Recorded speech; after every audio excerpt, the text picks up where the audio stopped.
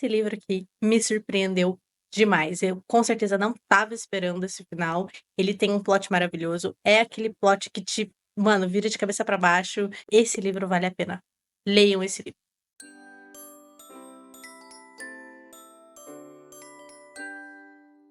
Oi, gente, bem-vindos ao canal novamente. Sejam muito bem-vindos a esse espaço novo. Esse canal, ele foi feito para falar sobre coisas boas, coisas nem tão boas assim, porque tem coisa que vale a pena a gente fazer uma resenha só pra falar o quão ruim é. Esse não é o caso desse vídeo, a gente tá aqui pra falar sobre um livro que é muito bom, ele superou todas as minhas expectativas, ele tem um plot que, cara, não era o que eu estava esperando, mas é um dos meus plots preferidos, talvez seja por isso que ele tenha me marcado tanto. E eu já vou deixar bem claro o quanto eu chorei com esse livro. Cara, isso aqui são, ao todo, 342 páginas para leitura e 200 páginas eu passei num tédio absurdo, porque eu achei que o livro inteiro que eu estava lendo estava muito óbvio, mas ele não é óbvio. Então, assim, ele vai te pegar de um jeito. E ele tem um plot. Então, tipo assim, livros com plot. Eu amo vocês. Não conhece esse livro? Eu vou ler a sinopse pra vocês. É a sinopse que eu achei na internet e eu acho que não faz jus ao livro, mas eu vou ler o que eu achei na internet, tá? Prestes a acabar com a própria vida, Esdras, o protagonista da história, recebe a carta de um antigo amigo que lhe pede uma missão especial: entregar cartas cheias de memórias boas, dolorosas, despedidas, esperanças, sonhos, lutas, confissões e segredos. Não achei uma boa sinopse, tá? Aqui atrás do livro, na real, tem uma sinopse. Eu não diria bem que é uma sinopse, realmente, porque não fala muito sobre o livro, tá? Mas foi lendo isso aqui, vendo essa capa, que eu olhei pra isso e falei assim: eu preciso desse livro, certo? Ele tem que ser meu. Tanto que eu comprei esse livro no dia em que eu fui demitido do meu primeiro emprego. Mas eu vou ler aqui pra vocês, ó. Este é um livro sobre olhares. Olhar para si mesmo e para o outro. Entre o que queremos ver e o que de fato vimos.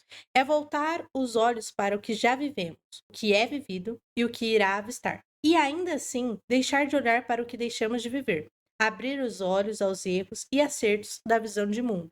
Enquanto lemos e reescrevemos a nossa própria identidade. E que se encare o orgulho da capacidade humana de tornar visível a própria diversidade.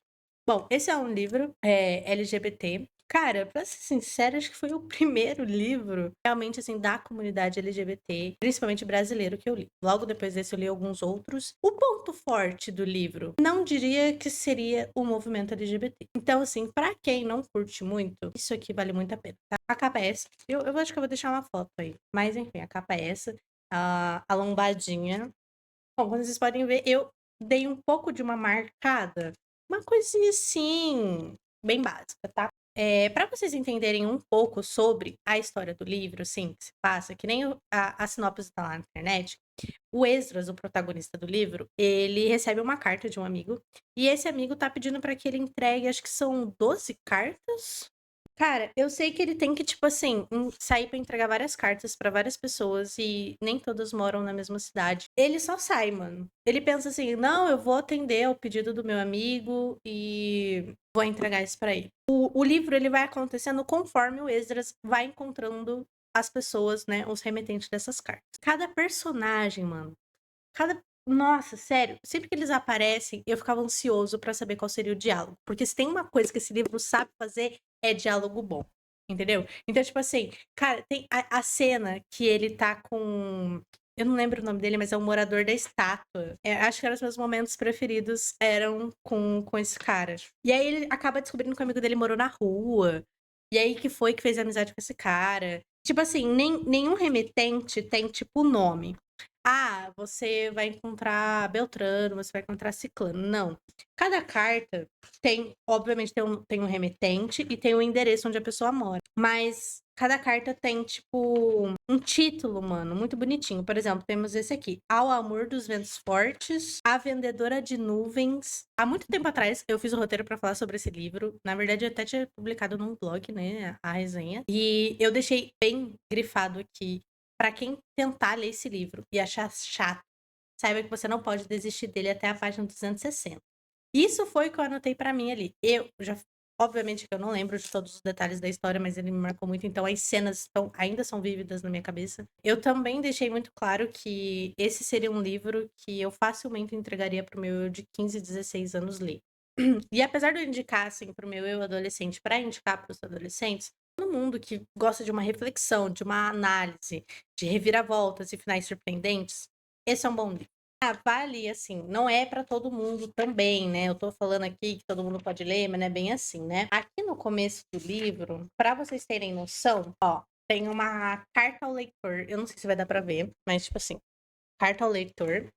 E aqui, ó, olá, pessoa querida. Espero que essa carta te encontre bem, né? Eu me chamo Murilo e como nós provavelmente não nos conhecemos, gostaria de apresentar brevemente. Eu sou um homem gay, negro, ativista das causas antirracistas e LGBTs. Enfim, aqui tem uma carta para ele, né, se apresentando e tudo mais. Porém, ele fala um pouco sobre os conteúdos do livro, né? E aqui na outra página, em seguida, nós temos aqui o que fazer diante de uma pessoa sobre riscos de suicídio, tá?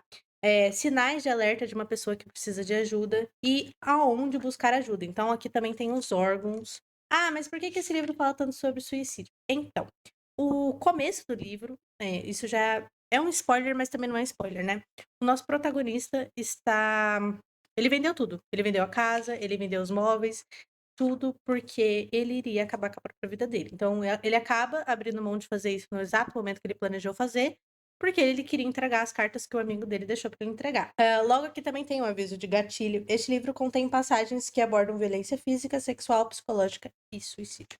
Então, assim, ele é um livro pesado, mas eu facilmente daria pro meu eu de 15, 16 anos ler, porque eu acho que muita coisa aqui tem que ser lida, sabe? Então, se você às vezes sofre com depressão, sofre de ansiedade, ou enfim, esse livro talvez te ajude.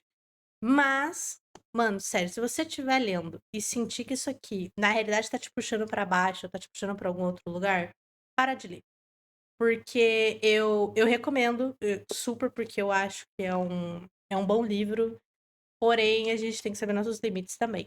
Eu acho que ficar forçando coisas que de algum certo modo nos fazem mal, e eu digo que faz mal, assim, de tentar colocar coisa na sua cabeça, larga a mão, sabe? Vai ler outra coisa, tá tudo bem.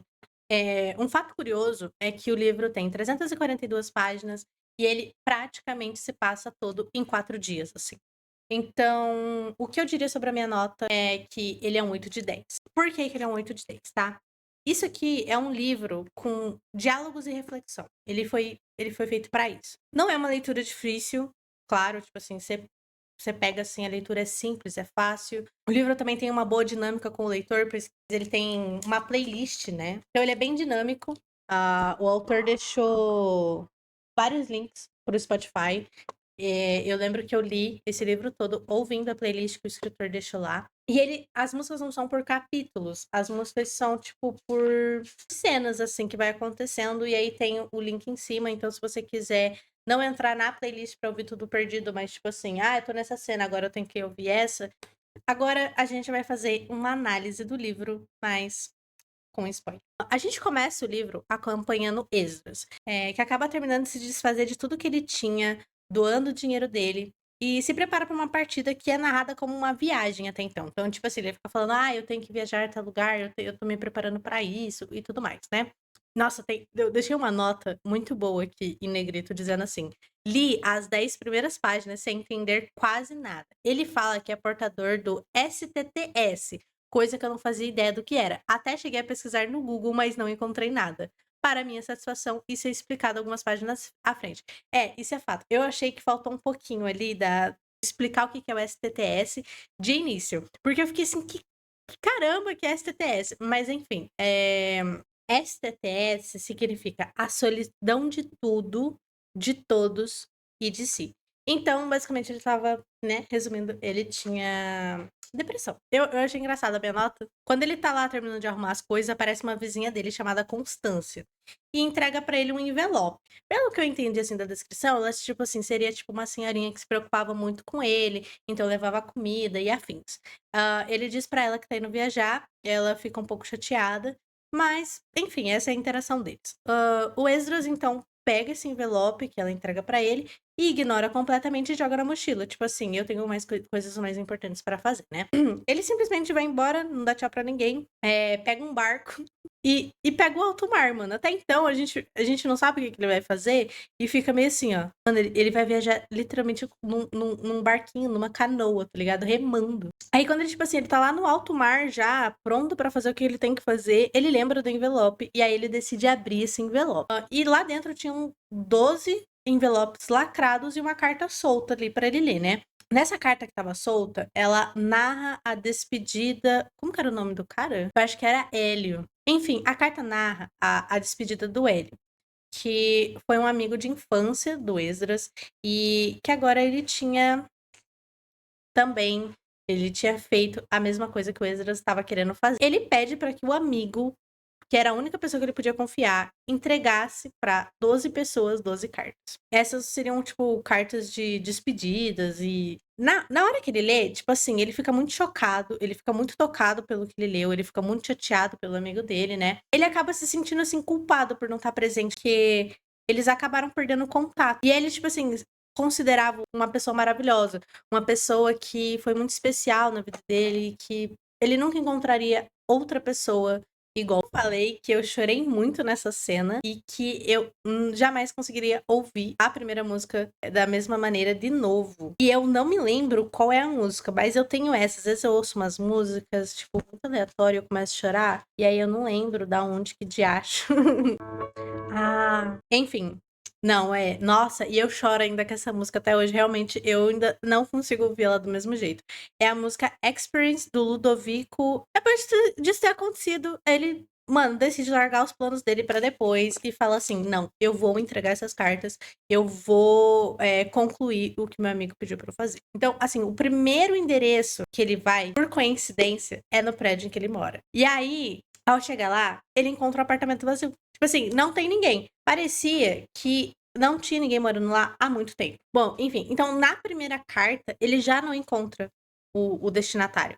Ele chega lá no prédio onde ele mora, tem um apartamento no andar de baixo e não tem ninguém lá, mano. Tá o endereço e não tem ninguém. Então, quando ele chega no apartamento, que ele percebe que ele não vai encontrar a pessoa, ele decide abrir a carta. E essa carta é, tipo assim, a mais misteriosa até então. Porque ela tem o título Ao Sussurrador de Pensamentos. E a carta é apenas uma linha. Espero que você tenha encontrado a sua paz e esteja feliz. Encerramos a carta. Sem querer perder tempo, Esdras simplesmente sai e vai, então, em busca da segunda pessoa.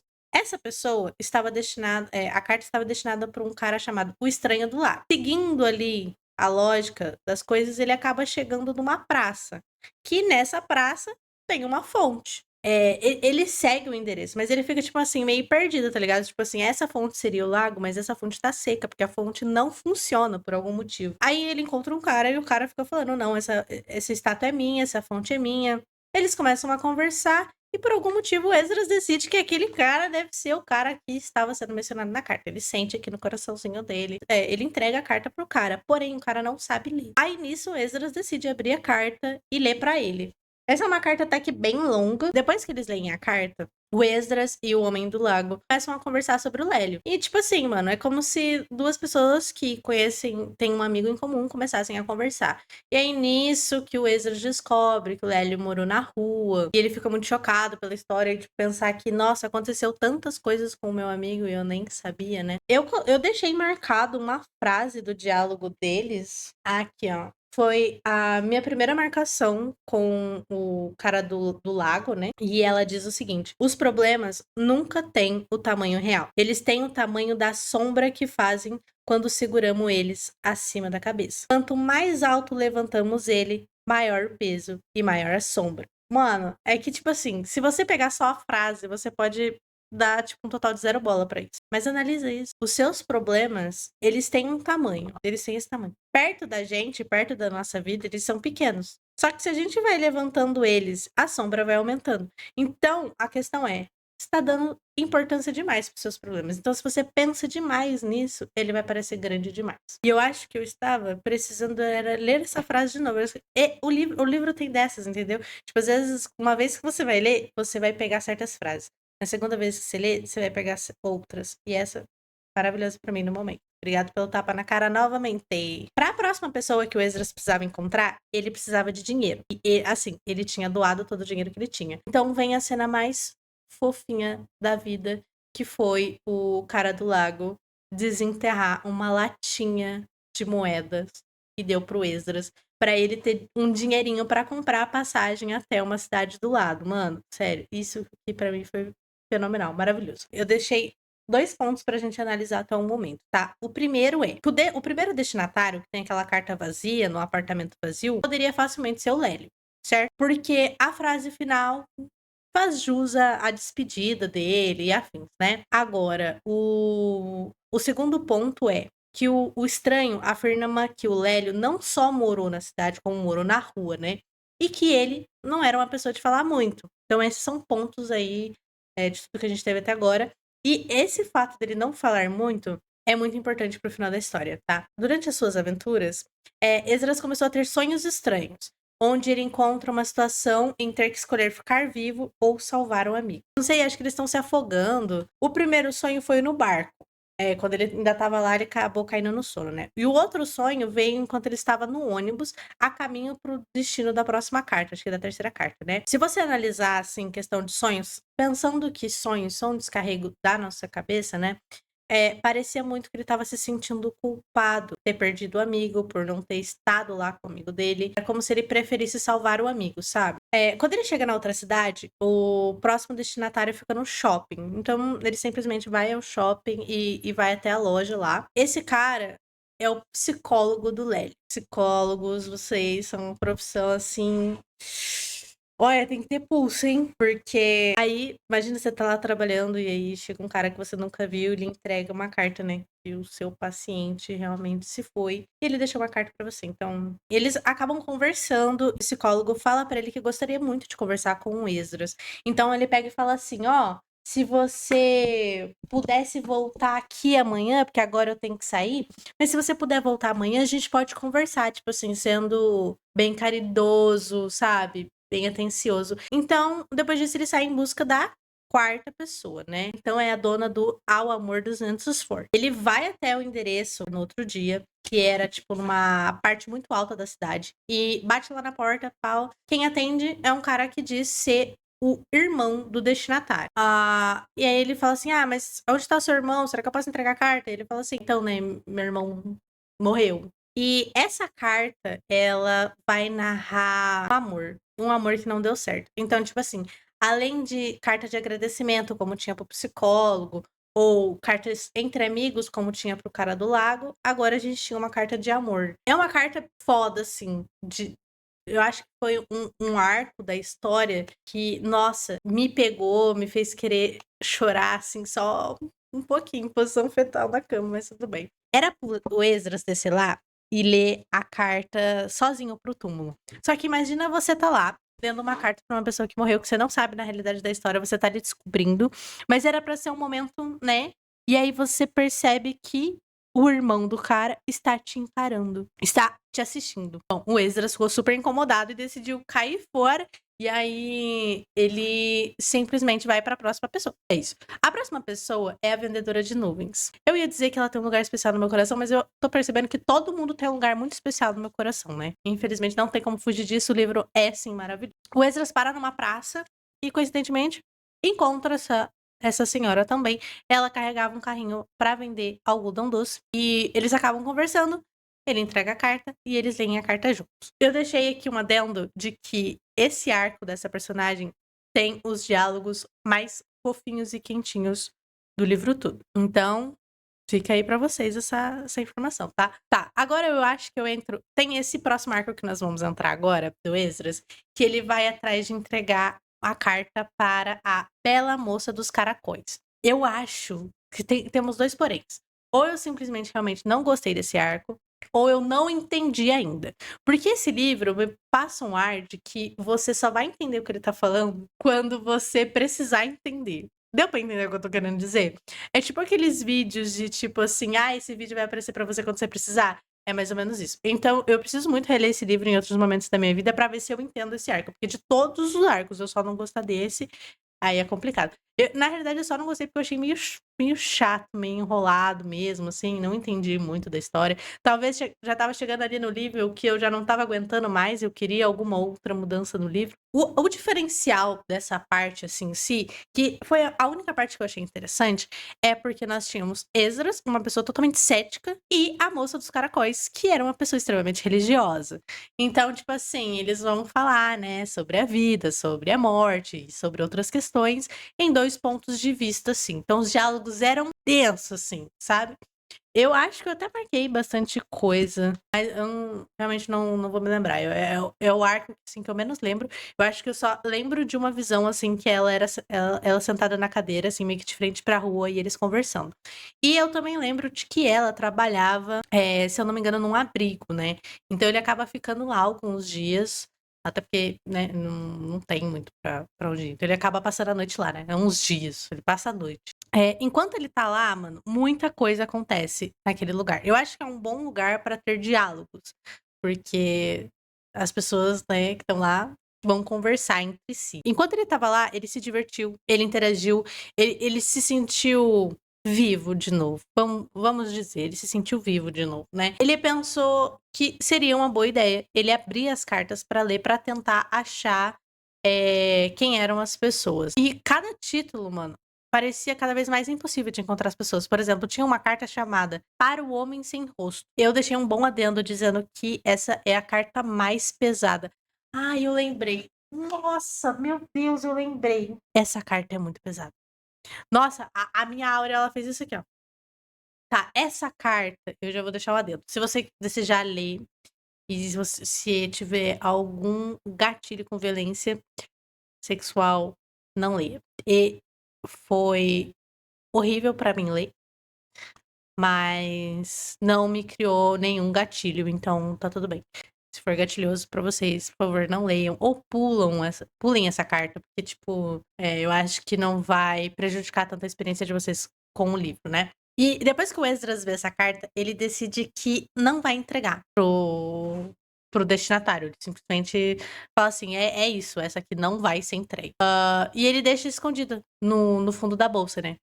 Aí um tempo depois ele decide abrir a segunda carta pra ver. E não tem também nenhuma pista sobre a pessoa que tem que ser entregue. Mas essa carta fala sobre uma babá que fala sobre uma babá e algumas crianças, assim. Mas que Esdras não conseguiu, de jeito algum, encontrar aquele endereço. E é muito complicado porque, tipo assim.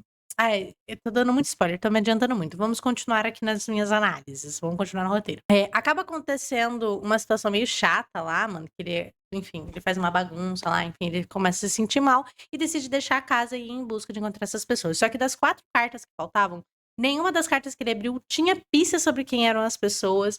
E ele tentou se organizar fazendo uma lista, mas, enfim, não conseguiu, né? Aí, quando ele saiu, depois daquilo que aconteceu na casa, ele pensa e fala assim: não, eu preciso entregar a carta pro Homem Sem Rosto, porque eu quero que ele saiba que eu sei, entendeu? Eu quero ir até ele e entregar essa carta, e para que ele saiba que o que ele fez com o Lélio não vai ficar soterrado para sempre, entendeu?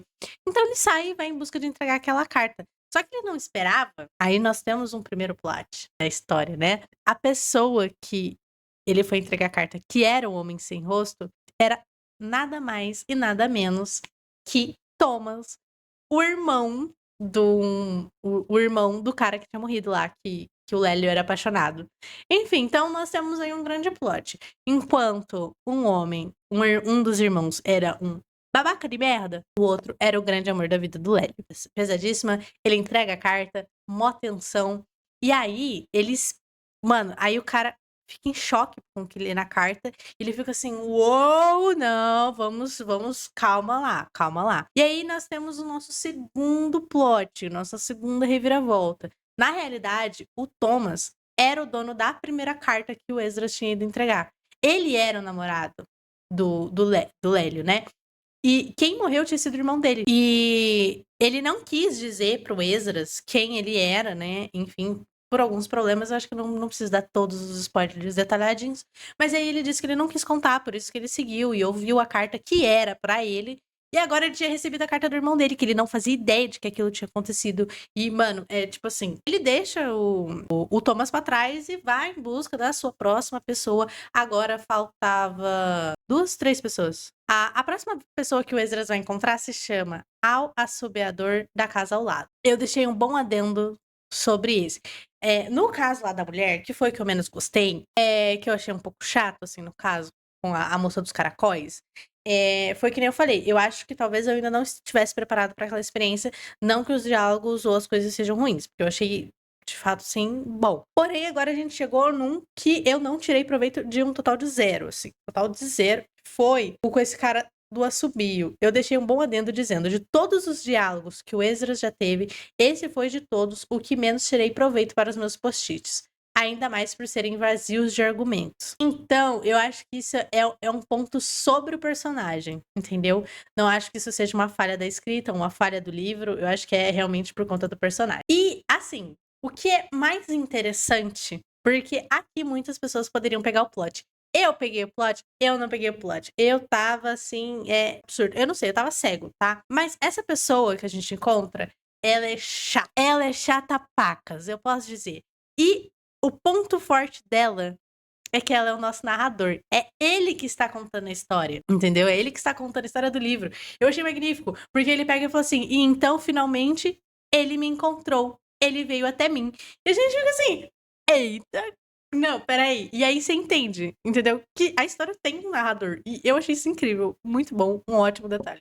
E esse personagem, o Iago, ele é apresentado, então, como o melhor amigo do Lélio. Só que o Esdras, ele fica muito irritado com esse cara, porque o Iago fica fazendo piada com a morte do Lélio. Tipo assim, ele é uma pessoa bem inconveniente, digamos, né? Como eu falei. E isso causa um desconforto no Esdras, causa um desconforto na gente. Enfim, aí quando ele tá saindo lá estressado da casa do Iago, ele sai da casa e dá de cara com o psicólogo do Lélio. Aí eles conversam. O cara fala assim: ah, não, a gente pode conversar hoje, não sei o quê. Aí o Esdras fala: não, pode ser, a gente vai almoçar, só que eu preciso entregar mais uma carta, então a gente se encontra lá tal hora. Então ele vai atrás de entregar mais uma carta naquela manhã, que seria A Menina que Nunca Mentia. Em busca da garota, ele acaba de frente com o veterinário e procura alguém que possa ter conhecido o amigo dele, né? Então acaba sendo a dona do próprio consultório. Ele acaba encontrando a dona do veterinário, que era a dona dessa carta. Eles leem a carta e aí eles estão saindo, assim, da clínica. E eles acabam envolvidos, mano, em um assalto ao banco. Básico, eu diria, né? E naquele momento, das coisas ali acontecendo, tem um cara apontando uma arma para a nossa queridinha vendedora de nuvens. A senhora lá atrás que vendia algodão doce, que o Esdras encontrou, que entregou a carta. Naquele momento, o Esdras estava assim, tipo assim, eu preciso fazer alguma coisa. Eu preciso fazer alguma coisa. Porque pra alguém que, no começo do livro, não tinha importância nenhuma com a vida dele, naquele momento, ele tava com medo de morrer. Então, muita coisa já tinha mudado. Enquanto só tinha se passado o quê? 2 dias, praticamente, que o livro tinha começado. Ele já tava assim, peraí, estou com muito medo disso aqui, eu não posso morrer. E assim, pelo que acontece, o Esdras reage, mas sai ileso. Ele diz que ele ficou um pouco meio surdo, mas ele sai ileso daquilo, né? Aí ele sai daquilo e vai encontrar o cara. Não, é tipo assim, é uma terça-feira, cara. Tamo suave aqui, ó. Acabei de ser mantido de refém num banco, mas eu tô indo ali almoçar com um psicólogo do meu amigo que esses dias pra trás. Mano, uma terça-feira comum. E aí, tipo assim, lembram que quando eles marcaram o almoço, o psicólogo estava na frente da casa do Iago? O Esdras chegou a perguntar pra ele por que ele estava lá. Porque, tipo assim, ele não tinha gostado do Iago, né? Ficou meio assim, você é psicólogo do meu amigo, tá falando com o melhor amigo dele, mas eu não gostei do melhor amigo dele, enfim.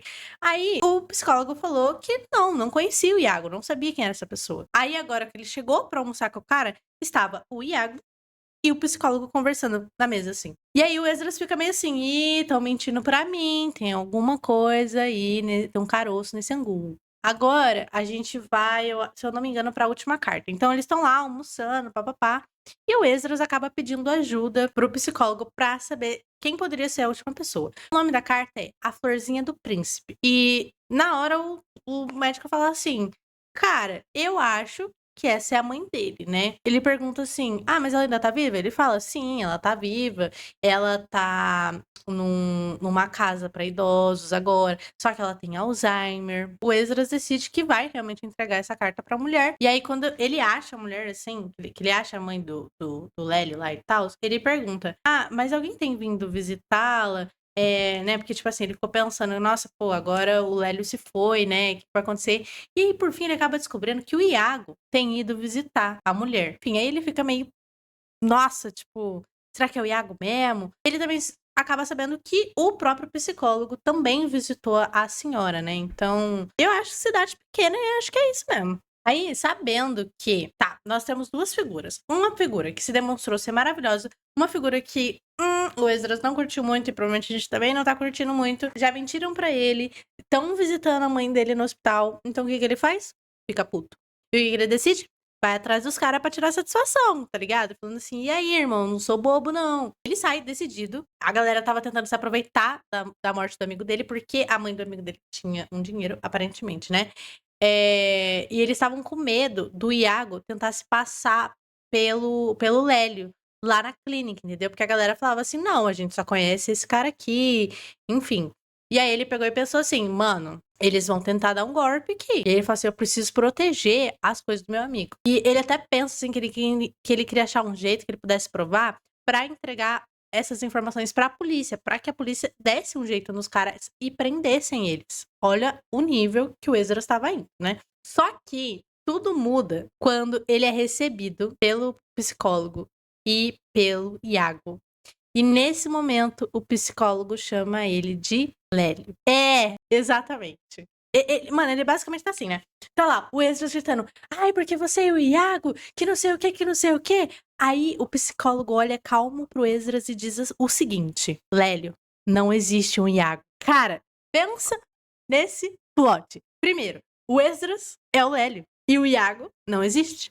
Aí a gente vai entrar a fundo no plot maravilhoso desse livro, tá. E o psicólogo falando assim: "Cara, não existe um Iago, tá só nós 2, o tempo todo foi só nós 2, né". E aí o psicólogo fala: "E eu não tinha ido atrás do Iago na casa, eu tinha ido atrás do Lélio na casa". E é muito louco, porque essa cena que tá acontecendo, então imagina assim, nós temos o Esdras sentado numa poltrona, o psicólogo sentado na poltrona da frente, eles estão numa sala de consultório.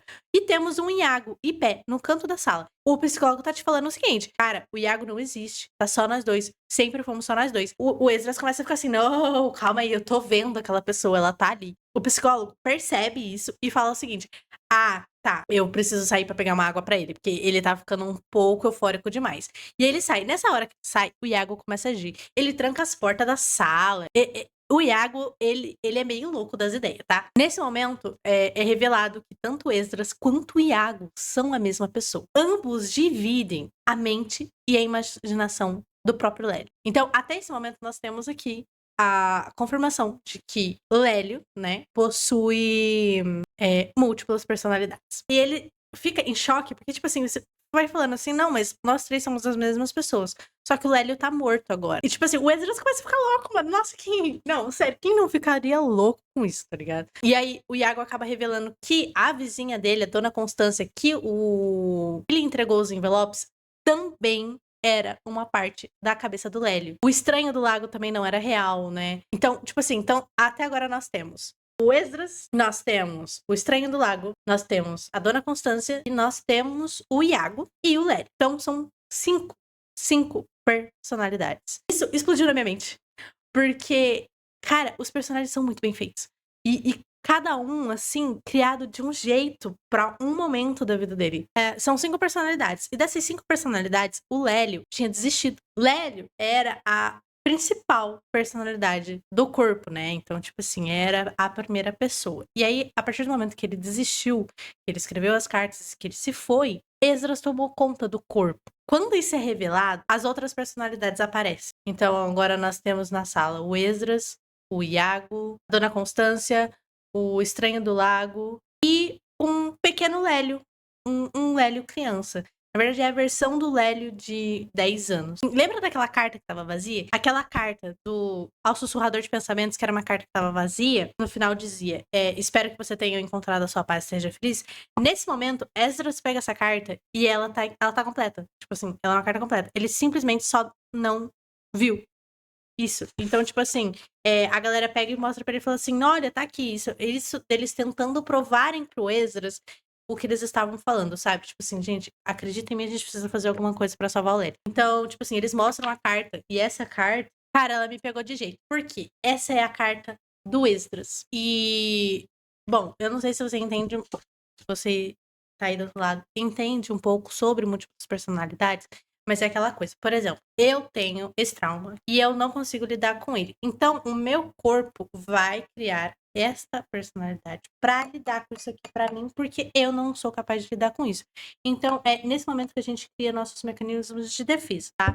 É um jeito da nossa mente nos proteger. O Esdras foi a primeira personalidade do Lério. E essa carta é ele falando assim: eu espero que você me perdoe por acabar com a nossa amizade, por ter te deixado pra trás, porque na realidade você era uma pessoa que resolvia as coisas um pouco agressivo demais, e isso não era uma coisa que combinava muito comigo. Você dizia umas coisas pro meu pai, e você queria lidar com as coisas. E aí no final ele pega e fala: eu espero que você esteja tranquilo, eu espero que você tenha encontrado a sua paz, sabe? Que você esteja feliz. E o Esdras era exatamente o que o Lely precisava naquela época, sabe? Ter uma voz para se impor. Não, de fato, a agressividade em si, como o Lélio até cita, mas, tipo assim, era uma coisa que ele precisava. Então, o Esdras foi exatamente isso. E enquanto o Lélio não precisou do Esdras, o Esdras esteve lá, guardadinho, quietinho. Tanto que a gente não. Tipo assim, quando começa o livro, ele não fala o que o Esdras faz da vida, só fala que ele tinha pedido demissão e que ele tinha dado tudo que ele tinha, vendido tudo. Enfim, as coisas vão se encaixando com o tempo, né? A partir daqui, foi meu choro livre, tá? E eu chorei muito. Tipo assim, muito. E só de lembrar, me dá vontade de chorar de novo. Foi em torno de umas 50 páginas nesse arco do livro, posso dizer assim. E eles começam a discutir o que eles poderiam fazer pra salvar o Lélio. Porque o que eles chegam à conclusão? Que eles existem por conta do Lélio. Eles existem porque o Lélio precisou deles em algum momento. Do jeitinho que eles eram, foi a maneira que o Lélio encontrou de tentar sobreviver. E eles falam assim, nada mais justo do que a gente fazer isso por ele, né? Da mesma maneira que o Lélio decidiu se despedir deles entregando cartas, eles decidem deixar cartas pro Lélio. Tipo assim, o Lélio não sabia que todo mundo era uma única pessoa. Quem tinha noção de que eles eram a mesma pessoa era o Iago e a Constância. E eu acho que o Estranho do Lago também tinha noção de que eles eram a mesma pessoa. Mas o Esdras e o Lélio não tinham essa noção sobre as outras personalidades. Que todo mundo era a mesma pessoa, né? Então eles decidem escrever 4 cartas. E o Estranho do Lago, como ele não sabia escrever e nem ler, ele deixou vários desenhos pro Lélio. E, mano, cada um escreve, tipo assim, um pouquinho da experiência. E eles vão escrevendo na parede, aonde eles estão mesmo, assim. Eles vão escrevendo, aí vem o estranho, ele vai desenhando. E a maneira que eles acham de ajudar o Lélio é exatamente isso, escrever nas cartas. Colocando os relatos pra fora. Mostrando que todos eles, quando foram o Lélio, né, quando estiveram à frente do corpo do Lélio, puderam ser felizes. E que ele deveria tentar ser feliz, que ele deveria tentar tomar o lugar do corpo. E para ele conseguir voltar para ser o principal, né? Todos eles iriam sumir. E então todos eles abrem mão da vida que eles poderiam ter. É muito complexo falar sobre isso, mas tipo assim, cada personalidade, todas elas não vivem só em pró da personalidade anterior, que nem eu falei, tipo assim, uma é para proteger a outra, mas não necessariamente. Elas acreditam fielmente que elas são elas, que elas querem ter uma vida. Então, quando uma pessoa tem múltiplas personalidades, isso é muito conflitante, é muito difícil de lidar com isso. Enfim, todas elas decidem, então, abandonar ali o barco e deixar que o Lélio siga sozinho, tá? E eu chorei muito nessa cena. Fui com certeza pego de surpresa por esse plot, né?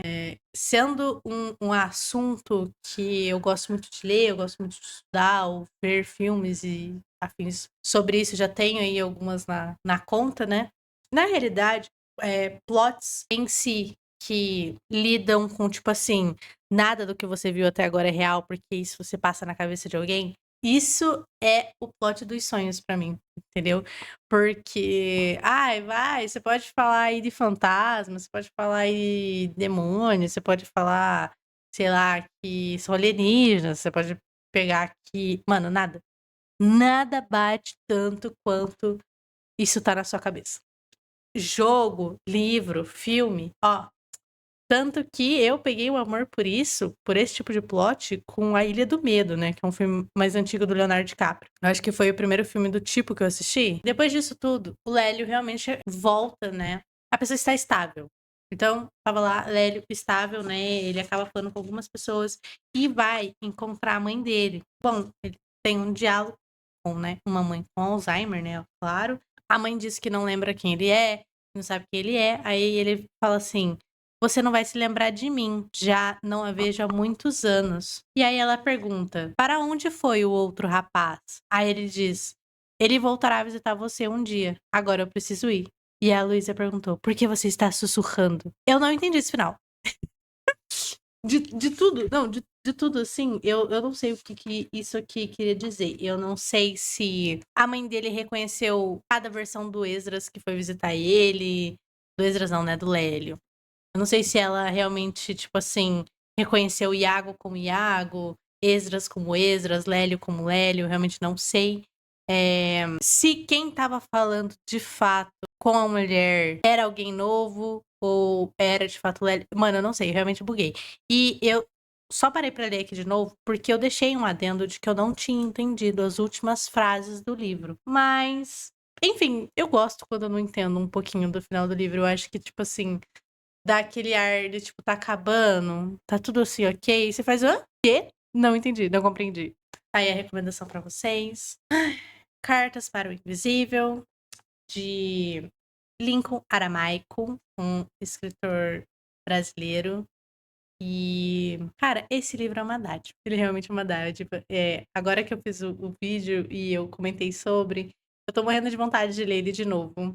Eu quero sentar e ler cada marcação, assim, sabe? Porque às vezes eu não quero pegar pra ler o livro inteiro de novo, às vezes eu não tenho tempo pra isso. E aí eu sento e só leio as marcações. Eu acho que eu vou fazer isso. Bom, gente, é isso. Vejo vocês na próxima. Espero que vocês leiam esse livro. Se não, tudo bem também. Espera quando sair filme. E é isso, gente. Até a próxima. Bye, bye.